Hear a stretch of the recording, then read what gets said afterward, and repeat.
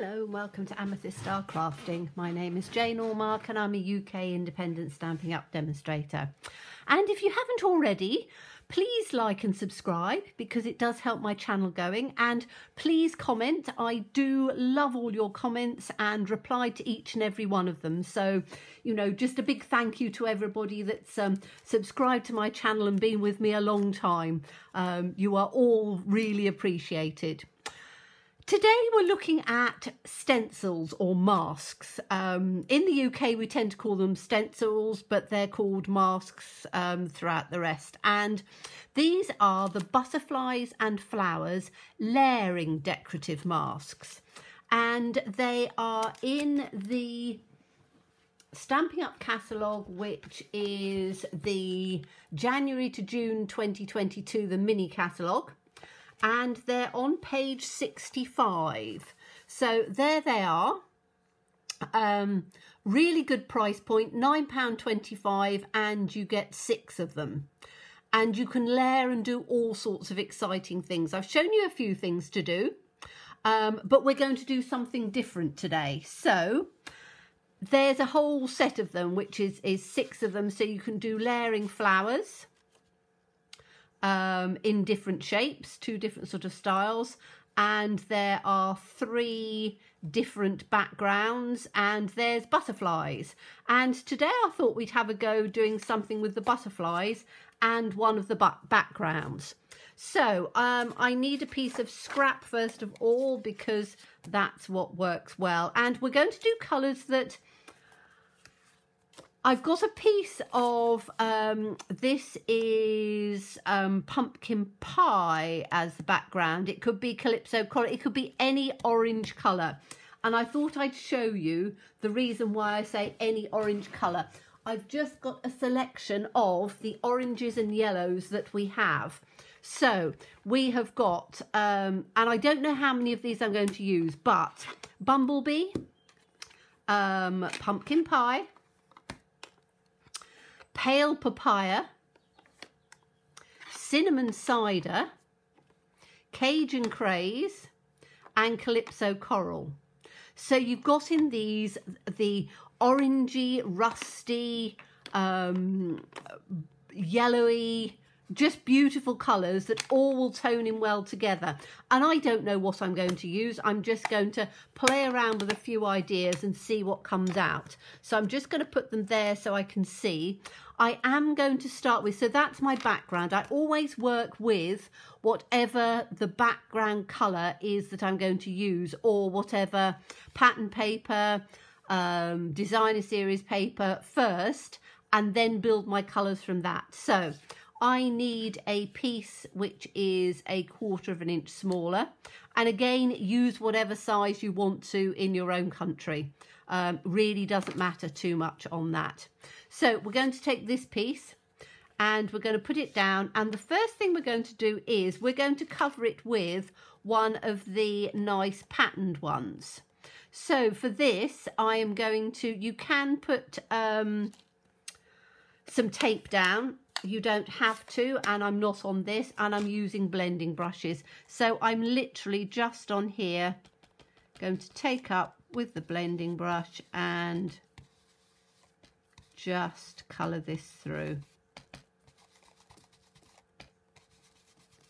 And I just want to have it all the way through on the back. Should have really put a different colour on the bottom, shouldn't I? Because we've got different colours coming. It's white underneath, so you can't really see this, but I'm literally just working my way across, and you can do it backwards and forwards. I'm just, because it's just a background and I don't need it to necessarily be too bright, I'm just literally going in one direction. Now my mask is a little bit warped because I did an embossing technique the other day, and that has just warped it a little bit. Doesn't affect it at all, it just means that you have to hold it a little bit firmly. Okay, right, so I can take that off, and we've got this lovely sort of orange coming through on the background. Not overly bright, but I don't need it to be overly bright because we'll probably do something at the back. And there's a little bit of, I think there's a little bit of something on that. I did wash these ones, so it's probably I didn't wash my mask properly because I've got a little bit of tone of other colour. Doesn't matter on this one, but don't forget to wash your mask because I didn't wash that one. So that's given us the background. Now we're going to take the butterfly. So we have the bottom of the butterfly, and you can see you've got this bit here. So what we need to do is we need to lay this where we want it, and then we need to cover that piece up. So I've just got some masking tape, and I'm going to put the masking tape in on here. And I want to make sure, I might have to tear it a little bit actually, because otherwise it's going to go over the top. So I'm literally just going to put it in like that to cover it over the top. So it's then not where I don't want it to be coming in on the mask. Let me just tuck that little piece up so it's not on the mask, but it's covering that. You can use what do you call it,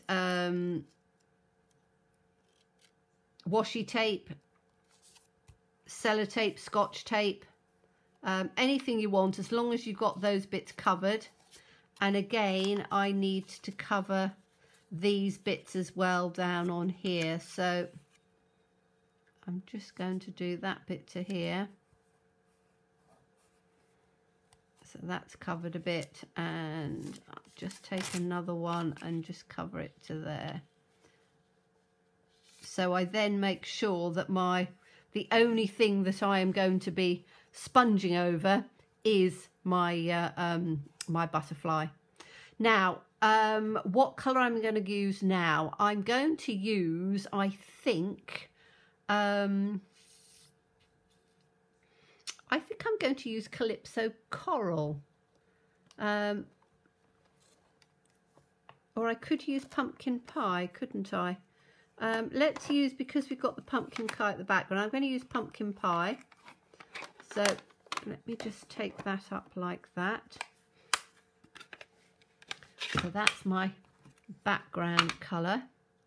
And as I say, all I need to do is to make sure that I'm not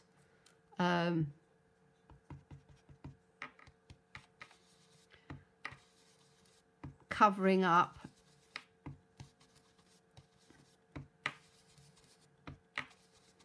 or not covering up, that I've got the other mask covered up, because I don't want them to have another bit of it. I'm sorry, I'm not wording it right, because I'm whoops, sorry, I've just whacked my head on the camera, excuse me. I just wanted to make sure that that was down a bit so that it's not coming over. So as I say, do make sure that you just cover it up a bit. Masking tape is probably not the best. I probably should have used some washi tape, but I haven't got much washi tape. I don't use washi tape, so I haven't got much of that. So I'm just trying to make sure that I've got everything covered. So I'm just going through the whole lot in the pumpkin pie, which is going to be the back. Now, I want to have some colour definition in this. So I'm going to take something that's going to be a little bit darker, or that's going to give some more colour. And I'm now going to take the bumblebee. So I'm just going to open up my bumblebee. And I'm still using the same brush because I want to have that blending going on. So I'm going to take that, and I want to have the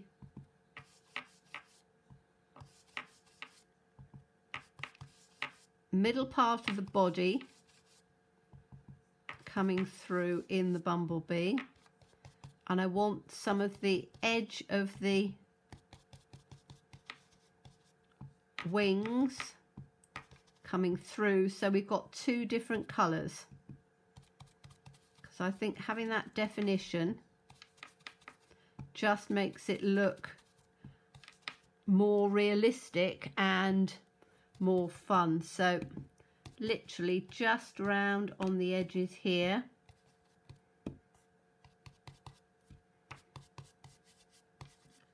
just on the edges there, but leaving the rest of it with the pumpkin pie. So now we can take that part out. So let's just take that out, and I can take my little bits for the mask on. Then we need to put this in on top. So that's got to go in on top like that. And again, I need to put my, this has got to come in, and I need to do it in a couple of pieces because unfortunately it won't. So I want that on there. Where was the other bit? That's the other one, isn't it?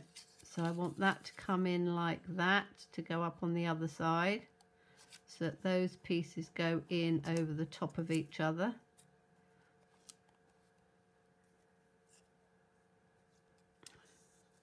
Just like that. It's not a huge amount of stick on these post-it notes, so as I say, it's probably worth doing them with a little bit of tape on there. And then what I need to do is to make sure that I'm not, so I can put this down on here, that I'm not going to be sponging through underneath. I don't think I'm going to go out as far as the sides, but I don't want to go underneath. So that's now in place where I want it. And this now has got to have the darkest one. So darker than those colours is cinnamon cider, which I think I'm going to use because I think that that will work quite nicely. So again, I'm using the same brush because I can clean it all out afterwards. And I'm going to take the lovely dark cinnamon cider and go through on all this part. I need to just make sure that I'm going to just hold it for the moment. As I say, I would suggest using some washi tape, or as I say, scotch tape it down a bit, because I'm only doing this as the just example for you. I'm not going to do that because I don't want it overly covered in everything. But again, just the nice thing about the blending brushes is that you can just build it up quite nicely and not take a huge amount of you know, you can spend as much time as you want and put the colours in where you want them. So, boy, I've just slid that a bit. That's better. It's back where it was. Just take this one. Yeah, I would tape it down because I don't want to. Okay, let's do this one. It's only because I was holding down the bottom. If you hold the actual thing, you're normally okay. So just going to go on there, make sure that we've got that. Then we can take that out of the way, and you then have this really lovely butterfly coming in. And while I've got this on the brush, what I'm going to do is to just go round the edges here with what I've got left to just bring it all in together. So it doesn't need to have a huge amount of colour, and by using what you've still got on your brush, you're then just making sure that all of the colours blend in. You can use just one brush, but you know, again, you've got a lot of colour left on your blending brush, so why not use that? And as I say, just take it in just around the edges on there, because that gives that bit of extra colour. So that's our rather nice looking butterfly. Let's move those pieces which I need to wash. Take that out of the way. So I'm going to put this on here like that, which is rather good. And then all we need to do is to put a sentiment of whatever you want across on there. Now you can put a sentiment that stands out so that you can cut and mat it. You can just put a sentiment straight down on there. I haven't decided what I'm going to do. I'm just going to leave it like that at the moment. You'll probably see the finished article over on my post. But I think something like, I'm just having a look to see, I've got these lovely sentiments which are here, which I do really like, which are all the special moments. So you've got things like, thanks for brightening up my day, just a card to say you're amazing, hello sunshine, thanks, for someone who is wonderful in each and every way, thinking of you. All of those would work beautifully. And you know, you can put one just up like that, you can put it on top, you can put it underneath. Let me just put something to just, I think, thanks for brightening up my day. That's probably quite a nice one, isn't it? Let's see if that's on here. Or I think you're wonderful. That's quite nice. I'm just going to have, I think you are wonderful. So put that on here. Will that go in on here or not? Ooh, it might just. Okay, that can go on there. And you can do it with, I might just do it straight on here and have it as a one-layered card. So I'm going to take the colour that, let's take the not the Cajun Craze, where is it? It was the cinnamon cider.